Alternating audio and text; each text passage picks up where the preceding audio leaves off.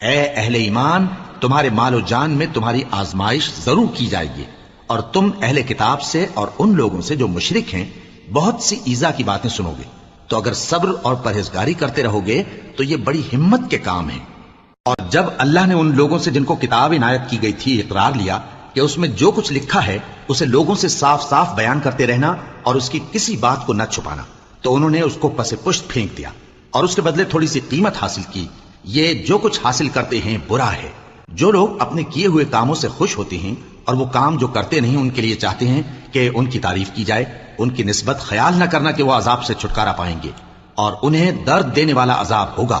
اور آسمانوں اور زمین کی بادشاہی اللہ ہی کو ہے، اور اللہ ہر چیز پر قادر ہے۔ بے شک آسمانوں اور زمین کی پیدائش اور رات اور دن کے بدل بدل کر آنے جانے میں عقل والوں کے لیے نشانیاں ہیں، جو کھڑے اور بیٹھے اور لیٹے ہر حال میں اللہ کو یاد کرتے